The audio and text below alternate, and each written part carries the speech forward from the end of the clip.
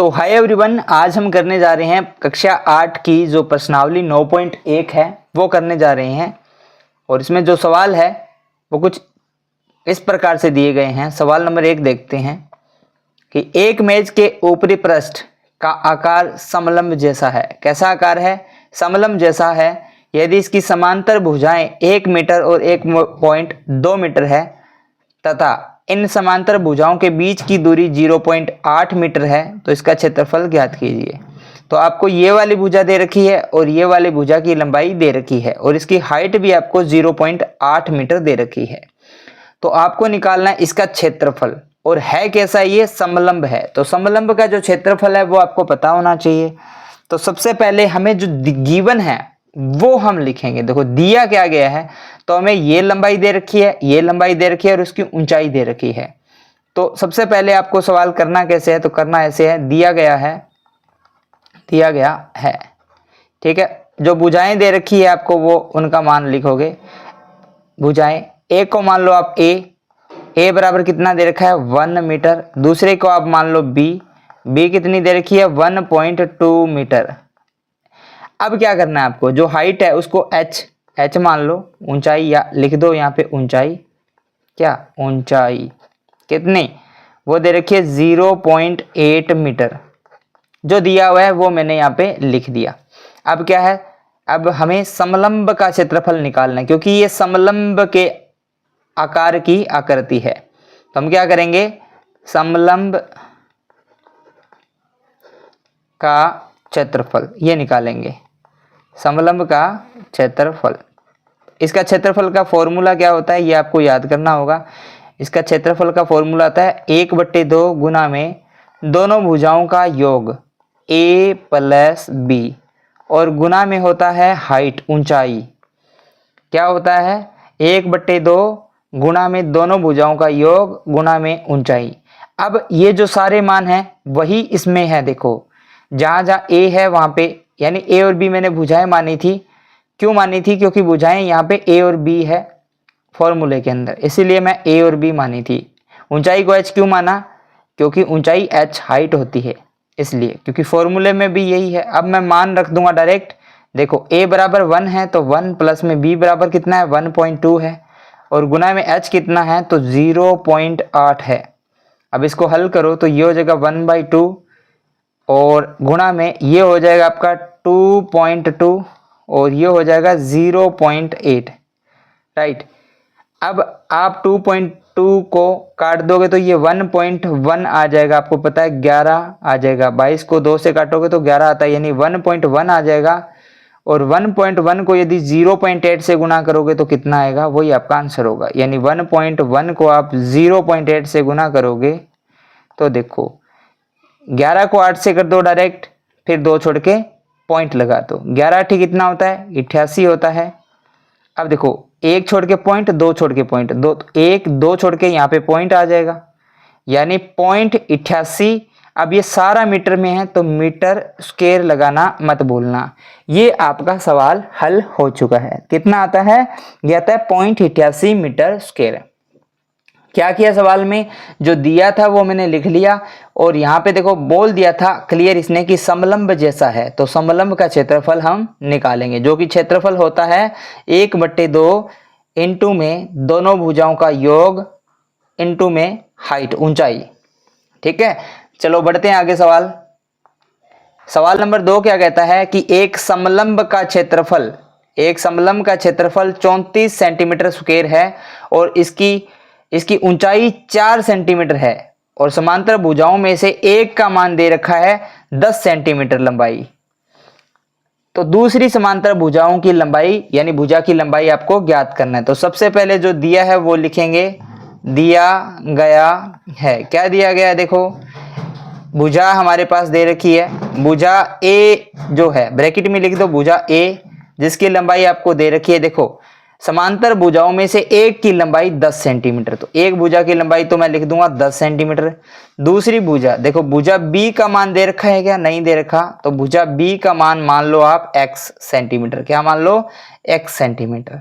और ऊंचाई देखो दे रखी है, ऊंचाई 4 सेंटीमीटर। यहाँ लिख दो ऊंचाई h बराबर में ये b है, बराबर में 4 सेंटीमीटर। अब देखो, अब आपको देखो समलंब का क्षेत्रफल भी दे रखा है, समलंब का क्षेत्रफल भी दे रखा है 34 सेंटीमीटर स्क्वायर। अब करेंगे कैसे, करेंगे समलंब का क्षेत्रफल, देखो समलंब का क्षेत्रफल, समलंब का क्षेत्रफल होता क्या है बेटा बताइए। तो समलंब का क्षेत्रफल होता है, अभी अभी हमने सवाल नंबर 1 में किया कि 1/2 गुना में दोनों समांतर भुजाओं का योग गुना में ऊंचाई। और ये जो क्षेत्रफल है ना, ये मुझे पहले से दे रखा है, कितना दे रखा है 34, तो बराबर में मैं यहाँ पे लिख दूंगा 34, क्योंकि दे इसको जब हल करोगे तो 34 ही आना है। अब जहां मान जो जो दिया है वो मैं इस फॉर्मूले में रख दूंगा।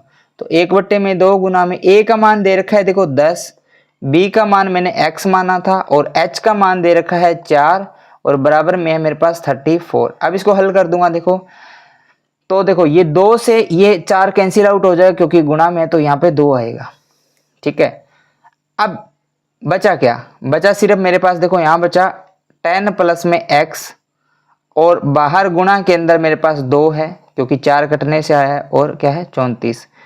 अब ये 2 गुणा में इस साइड में भाग में चला जाएगा, यानी ये 34/2 हो जाएगा, या आप डायरेक्ट यहाँ से काट सकते हो, तो यहाँ पे क्या आ जाएगा 17 आ जाएगा। ठीक है, यहाँ पे कितना आ जाएगा 17।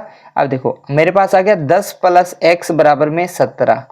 अब x का मान निकालना है तो ये 10 यहाँ से राइट साइड में चला जाएगा, यानी 17 में माइनस हो जाएगा, 17 माइनस 10, तो यहाँ से मेरे पास आता है 7 सेंटीमीटर। यही आपका राइट आंसर है, यही आपका राइट आंसर है। तो दूसरी भुजा ज्ञात करनी थी जिसकी लंबाई कितनी निकल के आती है 7 सेंटीमीटर। जिसको भी स्क्रीनशॉट लेना है वो स्क्रीनशॉट ले सकता है, ऐसे करना है, बहुत ही बढ़िया तरीके से, बेहतरीन तरीके से, बस फॉर्मूला आपको याद रखना है। आगे देखो तीसरा सवाल, एक समलंब, अब देखो यहाँ पर भी समलंब दे रखा है तो यही फॉर्मूला काम में आएगा, ध्यान रखना। एक समलंब के आकार के खेत ए बी सी डी की बाड़ की लंबाई दे रखी है, यानी पूरा देखो ए बी सी डी बाड़ की पूरी की लंबाई मुझे दे रखा है, यानी परिमाप दे रखा है 120 मीटर। कितना दे रखा है 120 मीटर। यदि बी सी भुजा जो बी सी है यानी बी सी वो 48 मीटर दे रखी है, और सी डी यानी सी और डी ये 17 मीटर दे रखी है देखो, और ए डी यानी ये वाली भुजा 40 मीटर दे रखी है, तो इस खेत का क्षेत्रफल ज्ञात कीजिए। क्या निकालना है क्षेत्रफल। अब आगे कंडीशन क्या है, भुजा ए बी समांतर भुजाओं ए डी तथा बी सी पर लंब है, यानी ये जो भुजा है ना आपकी ए बी वो इस वाली भुजा और ये वाली भुजा पर दोनों पर लंब है, जो दिख ही रहा है मेरे यहाँ पे कितने डिग्री का कोण बन रहा है 90 डिग्री का, तो ये लंब ही होगी, यानी समलंब है तो फिर ये तो होना ही है।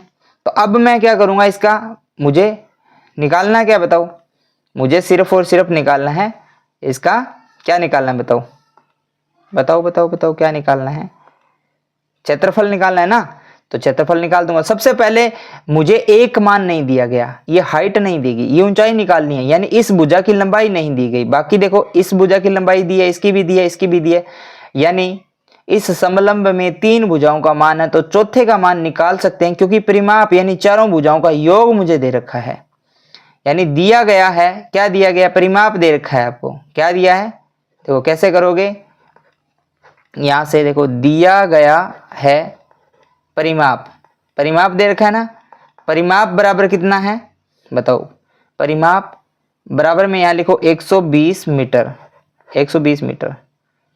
ठीक है, क्या लिखो, दिया गया है परिमाप बराबर में 120 मीटर।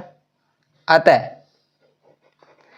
जो 120 होगा वो कैसे होगा बताओ, समस्त भुजाओं के योग के बराबर में होगा ना, तो देखो यानी ये होगा ए बी, यहां लिख लो ए बी प्लस में, यानी परिमाप किसके बराबर होता है, ये चारों भुजाओं की लंबाई के योग के बराबर। तो यहां से मैं जोड़ना शुरू कर दूंगा, ए बी फिर बी सी फिर सी डी फिर डी, ए तक वापस आ जाऊंगा, तो ए बी फिर बी सी फिर क्या सी डी और फिर क्या डी, और उसके बाद में लास्ट में क्या है ए, मतलब मैं यहां से चला और वापस यहीं पे घूम के आ गया। अब जो जो जिस जिस भुजा का मान दे रखा है वो रख दो। ए बी का मान मुझे नहीं दिया, इसको आप मान लो क्या कुछ भी मान लो, यहाँ पे देखो एच लिखा हुआ है क्या, तो इसको एच मान लो, H प्लस में BC देखो कितना है 48, CD कितना है 17 और ये कितना है DA 40। अब इसको ऐड करो टोटल, तो देखो 40 दूना 80, दो इसको दे दो 90 और ये हो गए 100 और ये 5, तो कितने हो गए 105 हो गए। कितने हो गए 105 हो गए टोटल। जोड़ो इसको 105 हो गया। देखो 8 और 7 कितने होते हैं 15 होते हैं, 8 और 7 15 और ये बन गए टोटल 90। 90 और 15 कितना होता है 105, तो 120 बराबर हो जाएगा H प्लस में 105। अब मैंने आपको क्या बोला था, हमें सिर्फ H का मान चाहिए, मतलब इस भुजा का मान चाहिए। तो इस 105 को क्या करूंगा लेफ्ट साइड में वापस भेज दूंगा, लेफ्ट साइड में वापस भेज दूंगा। चलो आगे करते हैं, एक सेकेंड नया पेज ले लेते हैं क्या, ठीक है एक सेकेंड। चलो जी, ये सवाल था। अब मैं क्या करूंगा, अब 105 को इस साइड में भेजूंगा तो ये 120 में से माइनस हो जाएगा, तो यहां कर दूं तो ये हो जाएगा 120 माइनस में 105, तो कितना निकल के आएगा, तो ये निकल के आएगा 5। और सब सेंटीमीटर में है या मीटर में है, तो मीटर में। तो ये वाली भुजा की लंबाई कितनी निकल के आई मेरे पास 5 मीटर निकल के आई, 5 मीटर निकल के आई। अब क्या कर सकते हो, अब समलंब का क्षेत्रफल आराम से निकाल सकते हो, समलंब का क्षेत्रफल आराम से निकाल सकते हो, क्योंकि आपके पास समलंब का क्षेत्रफल का फॉर्मूला है। तो सबसे पहले मुझे इसे इरेज करना पड़ेगा, क्योंकि यहाँ पे फिर कंप्लीट नहीं आएगा। यदि स्क्रीनशॉट लेना है तो आप स्क्रीनशॉट ले सकते हो। चलो आई थिंक स्क्रीनशॉट ले लिया होगा। अब मैं क्या करूँगा, अब इसको मैं मिटा करके आगे का जो समलंब का जो क्षेत्रफल है वो मुझे करना है, ठीक है। चलो करते हैं इसको। देखो समलंब का क्षेत्रफल होता क्या है, वही क्षेत्रफल। अब जो चीज मुझे चाहिए थी वो यहां पर है सारी, तो क्या है 1/2 दोनों भुजाओं का जो समांतर भुजाएं उनका योग गुणा में हाइट। समांतर भुजाएं देखो एक ये दोनों समांतर भुजाएं हैं, तो 1/2 समांतर भुजाओं के मान आपको पता है, एक 40 है दूसरी 48 है। तो यहाँ लिखो a बराबर 40 b बराबर में 48, दोनों को जोड़ दिया। इनटू में h देखो 5 निकल कर आई है, तो 5। अब इनको जोड़ा तो देखो 48 और 40 कितना हो गया, 40 दूना 80, 88 हो गया ना ये। तो यहाँ लिख दो 1/2 गुणा में 88 गुणा में 5। अब इसको काट दो आप, तो ये हो गया 44। तो 44 इंटू 5 आपके पास निकल कर आता है। अब इसको गुना करो तो कितना आ जाएगा, देखो 5 को 4 से किया, 5 चौका 20 0, फिर 2 हासिल, 5 चौका 20 और 2 22, तो ये कितना आ गया 220। और ये क्या है क्षेत्रफल है, तो मीटर स्क्वायर, मीटर स्क्वायर। यही आपका राइट आंसर आ जाएगा इसका, यही आपका क्या है राइट आंसर आ जाएगा सवाल नंबर 3 का। चलो इसका स्क्रीनशॉट ले लो। करते हैं आगे सवाल नंबर 4। सवाल नंबर 4 क्या कहता है, एक चतुर्भुज आकार के खेत का विकिरण 24 मीटर है और शेष सम्मुख शीर्षों से इस विकिरण पर खींचे गए लंब 8 मीटर और 13 मीटर है। ये मैं बता दूं आपको, लिख देता हूं मैं यहाँ पे। ये जो लंबाई है यहाँ से लेके यहाँ तक वो आपकी 24 मीटर दे रखी है, 24 मीटर। और ये जो यहाँ से लेके यहाँ तक जो भुजा की लंबाई है वो है आपकी 8, और जो यहाँ से लेके यहाँ तक जो भुजा की लंबाई है ना वो दे रखी है 13 मीटर, ठीक है। ये सब मीटर में है, ध्यान रख लेना। तो अब इसको करते हैं। अब एक सवाल देखो, क्या निकालना है, खेत का क्षेत्रफल निकालना है। और ये क्या है, एक चतुर्भुज आकार, ये एक चतुर्भुज है। चतुर्भुज मतलब जिसमें 4 भुजाएं हो, देखो 1 भुजा 2 भुजा 3 भुजा 4 भुजा, और ये बीच में जो जाने वाला होता है जो 2 सम्मुख भुजाओं को मिलाता है, 2 कॉर्नर को मिलाता है और एकदम बीच में से जाता है, उसको क्या बोलते हैं, विकिरण बोलते हैं। और ये विकिरण की लंबाई 24 दे रखी है। अब आप थोड़ा इसमें देखो तो इसमें 2 त्रिभुज बन रहे हैं। कौन सा, एक ऊपर वाला त्रिभुज ये वाला और दूसरे वाला त्रिभुज ये बन रहा है, ठीक है। अब इन दोनों त्रिभुजों का यदि मैं क्षेत्रफल निकाल लूं तो क्या, फिर इन दोनों त्रिभुजों के क्षेत्रफल को जोड़ दूंगा तो इस पूरे का क्षेत्रफल आ जाएगा। तो क्या करूंगा, पहले 1 और 2 दोनों का क्षेत्रफल निकालूंगा, दोनों त्रिभुजों का क्षेत्रफल निकालूंगा। तो सबसे पहले मैं इसका नामकरण कर देता हूं A B सी और डी। देखो इसमें दो त्रिभुज कौन कौन से बनते हैं, एक तो बनता है ए बी डी ऊपर वाला, एक बनता है बी सी डी यानी नीचे वाला। ठीक है, अब मुझे त्रिभुज का क्षेत्रफल निकालना है। अब त्रिभुज का क्षेत्रफल होता क्या है, त्रिभुज का क्षेत्रफल सिंपल सी बात है 1/2 आधार गुणा ऊंचाई, आधार गुणा ऊंचाई। अब इसमें ऊंचाई देखो कितनी दे रखी है इस त्रिभुज में 13, और इसमें ऊंचाई कितनी दे रखी है 8 दे रखी है।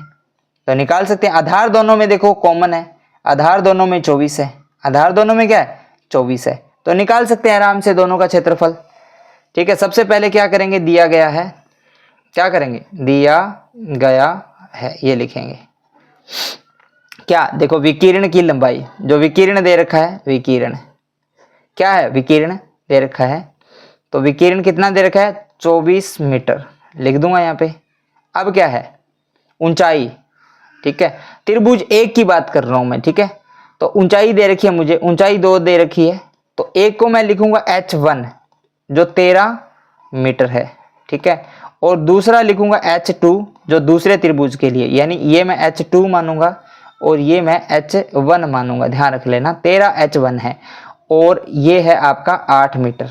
ठीक है, ये मेरे को दे दिया। अब खेत का क्षेत्रफल, अब यहां लिख देना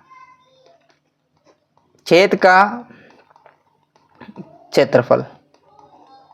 अब खेत का क्षेत्रफल कैसे निकालोगे, त्रिभुज एक का क्षेत्रफल प्लस में त्रिभुज 2 का क्षेत्रफल, यानी त्रिभुज एक का क्षेत्रफल प्लस में त्रिभुज 2 का क्षेत्रफल, यही होगा। दोनों का क्षेत्रफल निकालूंगा फिर जोड़ दूंगा तो इस पूरे का क्षेत्रफल आ जाएगा। चलो आगे करते हैं इसको दूसरे पेज पे, चलो दोनों का करते हैं। तो त्रिभुज एक का क्षेत्रफल निकालेंगे सबसे पहले, यानी त्रिभुज एक का क्षेत्रफल।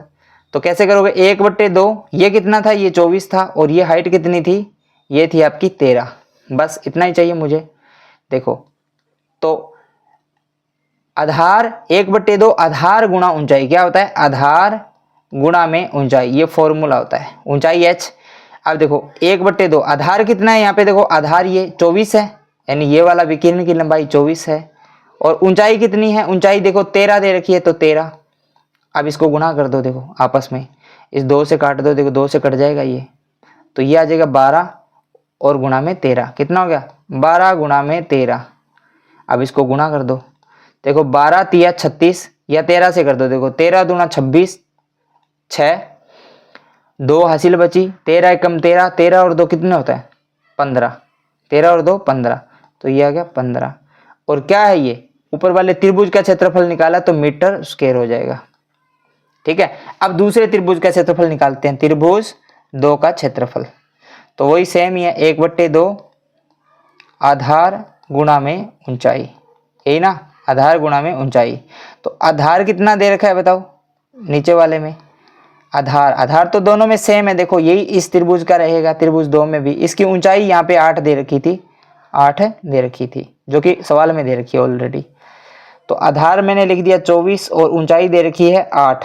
चलो काटते हैं इसको, देखो ये 12 आया ना, और गुणा में 8, तो यहाँ क्या आ जाएगा 12 गुणा में 8, तो कितना आ गया 12 8 कितना होता है 96 मीटर स्क्वायर। अब दोनों को ऐड कर देते हैं, क्योंकि क्षेत्रफल इस पूरे का निकालना है, तो पूरे का क्षेत्रफल क्या हो जाएगा बताओ, तो हो जाएगा पहले का क्षेत्रफल कितना था 156, दूसरे का क्षेत्रफल कितना आया 96। अब इनको ऐड कर दो, 4 इसको दे दो 100 हो गया, 4 इसको दे दो 100 हो गया, यानी 252 मीटर स्क्वायर आ जाता है इस खेत का क्षेत्रफल। यही आपका आ गया इस खेत का क्षेत्रफल। स्क्रीनशॉट ले लो जिसको लेना है। तो ये 2 पेज में किया मैंने, एक वाला पेज ये किया है, इसका ले लो, फिर दूसरा पेज मैंने ये किया है। ठीक है, क्योंकि एक पेज में ये आता नहीं है, सवाल बड़ा है, इसलिए मैंने इसको 2 पेज में किया है। ऐसे आपको करना है, पहले 2 त्रिभुज में बांटा, फिर दोनों त्रिभुजों का अलग अलग से क्षेत्रफल निकाल के मैंने जोड़ दिया। चलो आगे वाला सवाल करते हैं, एक सेकेंड। सवाल नंबर 6, सबसे पहले 5 करते हैं, रुको 5 ये रहा। एक समचतुर्भुज के विकिरण दे रखे हैं 7.5 एवं 12 सेंटीमीटर है, तो इसका क्षेत्रफल ज्ञात कीजिए। तो समचतुर्भुज यदि विकिरण दे रखे होते हैं तो इसका क्षेत्रफल निकालना बेहद आसान होता है। विकिरण कौन से होते हैं, जैसे एक समचतुर्भुज, ये वाला समचतुर्भुज होता है, और इसमें विकिरण ये वाले होते हैं, एक विकिरण ये होता है, दूसरा विकिरण आपका ये होता है। तो ये दोनों विकिरण दे रखे हैं, तो इसका क्षेत्रफल निकालना है। ठीक है, तो कैसे निकालोगे? तो समचतुर्भुज का जो क्षेत्रफल होता है वैसे निकालोगे। सम विकिरण दिया हो तो समचतुर्भुज का क्षेत्रफल कैसे निकालोगे? तो क्षेत्रफल का फॉर्मूला होता है 1/2 विकिरण फर्स्ट इंटू में विकिरण सेकंड, यानी d1 इंटू में d2। ठीक है, तो कर दो 1/2। d1 का मान कितना दे रखा है 7.5, d2 का मान कितना दे रखा है 12। अब इस 2 को 12 से काट दो आप तो 6 आ जाएगा, यानी यह आ जाएगा 7.5 इंटू में 6। अब गुना करो, 75 को 6 से कर दो, फिर पॉइंट लगा देना, यानी 6 पंजा 30, तो 0 हासिल 3, 7 छिका 42 और 3 45, कितना है 45। अब एक छोड़ के पॉइंट है यहाँ, तो एक छोड़ के पॉइंट लगा दो, तो ये किस में आ जाएगा? अब सब सेंटीमीटर में है तो ये आ जाएगा सेंटीमीटर स्क्वायर। तो समचतुर्भुज का क्षेत्रफल क्या निकल के आया? 45 सेंटीमीटर स्क्वायर। क्या निकल कर आया? 45 सेंटीमीटर स्क्वायर। चलो जी, अब सवाल नंबर 6 की बात कर